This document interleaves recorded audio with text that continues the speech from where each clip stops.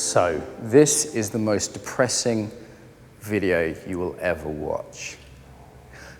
It's also one of the most necessary videos for many people. So, this video is on the pain of an unlived life. Yeah? Most people live, but they don't really live, in my opinion. And that's not to say they don't have value as human beings, and not to say that they don't have to be doing something big in the world, but are they really fully living their potential, given the, frankly, amazing opportunities we have in the modern world today? Yeah? If you're even like someone who, I don't know, I grew up relatively poor, I grew up with an alcoholic father, I grew up with addiction issues, these are all things, I didn't have the best ever start in life, but even with that start, I'm still in an amazing position compared to many people, yeah? In the past, particularly. If I think of 3 generations ago, my family were Irish fishermen and farmers, and that's just the choice they had. That was what you did. There wasn't much choice there, So, what is it to get in touch with the pain of an unlived life? The pain of a life where you're not giving fully what you can give. It's easy to make jokes or to space out or get distracted, but the exercise for this video is to stay with that. Like, how would that be? How would that be? How would that be at the end of your life if you were saying, but what if? If the end of your life you were saying, if only. Yeah, 2 really sad words, if only. The regrets, that you hadn't chosen work you love, you hadn't chosen to do it with people you love, in places you love. Would you want that of a child? It's a child you love, think of a child you love. If you don't have a child you love, imagine one. Would you want them to have a life of mediocrity? Would you want them to have a life of, it's not even about mediocrity, like you could have a life that looked very ordinary, but was still very fulfilled. I see a lot of work and it's like everybody has to be big and bold. Yeah, that's part of it, but you could look like on the surface you're just doing a very ordinary thing, but be deeply satisfied within that. Yeah. Or you could be making lots of money and be world famous, but deeply unsatisfied. Not following your purpose, not in touch with what really matters to you. Sometimes I call this the slow suicide. Yeah, the life which is not lived. It's an interesting phrase, lived for others. Yeah. So for me, what exactly I'm looking for is living for others in a sense of giving. Yeah, but not living for others in the sense of doing what my parents did or what my culture expects of me or that kind of thing. Okay, so a life lived for others and not lived for others simultaneously. So how is it to sit with that for a moment and imagine what that would be like to be on that deathbed and to have that life of regrets, Like I think, I got married recently, it's amazing actually, amazing, beautiful, love you, Daria. What if I hadn't talked to that girl, Like that's in the romantic sphere, but in the romantic sphere we see it, right? Maybe you've seen sliding doors, you see how easy it is to miss an opportunity. We don't talk to that girl, we didn't ask her out. Maybe I didn't invite her to Poland, for a holiday. Didn't ask her to marry her, right? There's multiple chances I could have missed out on what is one of the most enriching, beautiful parts of my life now.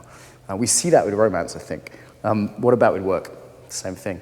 You didn't ask for the change of department.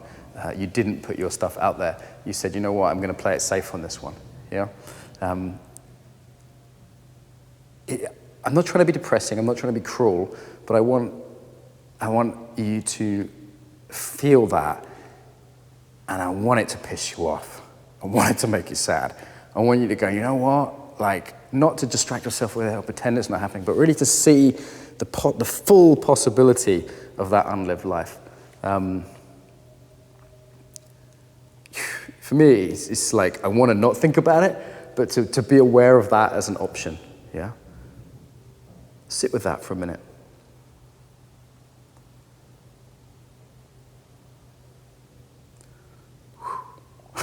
It affects me. I've done this before lots of times. It still affects me. Yeah. I'm not trying to motivate you with like fear or anger, but just that sense of like, no way. No, not for me. Not at any price. Like there is literally no amount of money you can offer me for that. 0 amount of money. Yeah. In the corporate world, I regularly get offered jobs that I decline because I think they're unethical or uninspiring. So it's like this isn't theoretical for me. Yeah. There is no amount of money. There is no amount of love, it's not real love anyway, but that kudos there's no amount of sex, there's no amount of whatever the world wants to offer you carrots, right? Fuck off, I say to that. I say, fuck off. It's not worth it for me.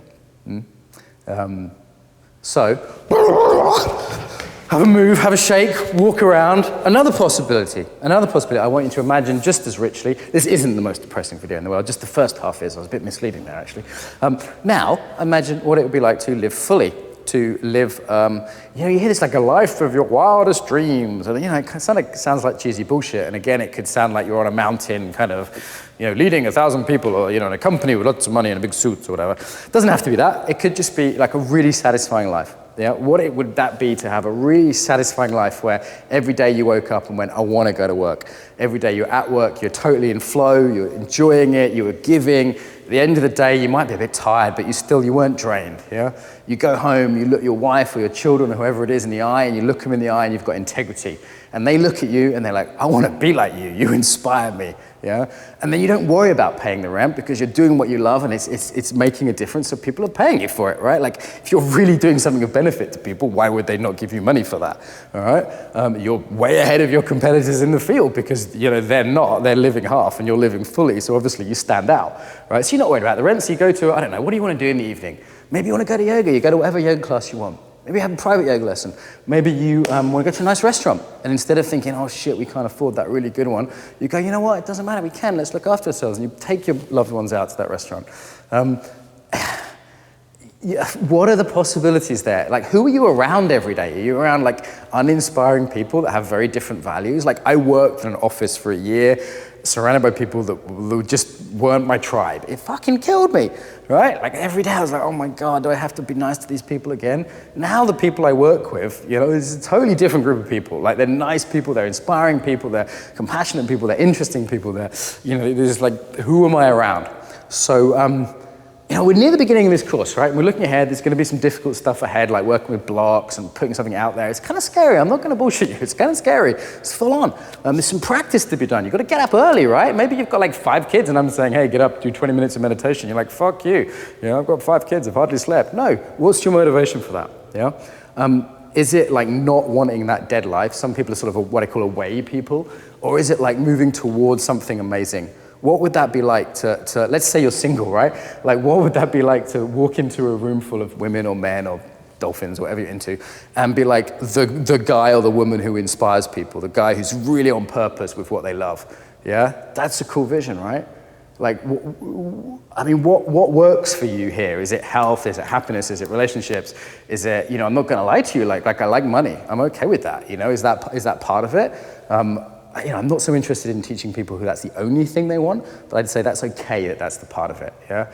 I had a nice day yesterday. I did what I wanted on my day off. That felt good, not to be kind of counting the change, So what motivates you here? What motivates you here? Get in touch with that. And come back to that if at any point in the course you feel lost or unmotivated or tired from it or it's hard work, resistance. Let's get that really clear at the start. I would recommend as an exercise, not just visualizing these 2 things as possibilities, finding the body of when you're in which and the other. For me, one's kind of depressed or angry and one's kind of centered and expansive, yeah? And maybe have some picture. There's this sort of classic, slightly cheesy, like vision boards. I think they're quite good, actually. I think there's a place for them, not just them. It's not going to happen by magic. You need to do the work, but there's a place for seeing that. For some people, it's a note, like a little list, a post-it note with like 3 things that they're really looking towards here. For other people, it's a picture, someone that inspires them, that reminds them of this life fully lived, yeah? For other people, it's just the thought. A friend of mine just had a child born. Before his child was born, his wife got pregnant. Close colleague of mine, I won't say who, but his wife got pregnant, and he was in a job, and the job wasn't really, it was okay, it was paying the bills, but it wasn't really inspiring him. And he just said, you know what, I don't want to be dad who comes home drained and looks at his son and says, I did some stuff today, I moved some numbers, whatever. Yeah. He said he didn't want to be that guy. He didn't want to be that person for his son. And that was what motivated him, actually, was just he'd had that, I think, from his dad, and he didn't want to be that dad. And he left his job like that month. He left his job, he started up in his own work. Now, a lot of people would say, that's the last time you should quit your job, right? But he said for him, it was like the motivator, And, actually it turned out, eventually he got a job for someone else, and it turned out that self-employment wasn't his thing. It turned out a few years later, but he was able to get a much better job doing much more what he loved, having made that leap and built some experience.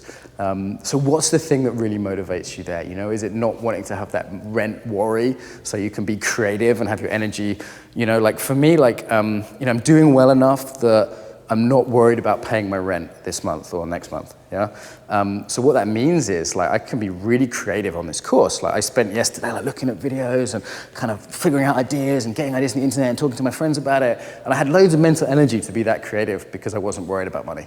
That for me is what I call financial freedom. That's the freedom to be creative, the freedom to give, right? I was able to take someone out yesterday and be generous with them, So that's one of my motivators, for example, is a sense of freedom around it. So what works for you? Is it the away from stuff, the towards stuff? Make some reminder, whether it's a post-it note or a picture or, I don't know, hammer, nail someone's face to the notice board, I don't know, whatever works for you. Just something to remind you of this regularly, something you'll see and it will remind you.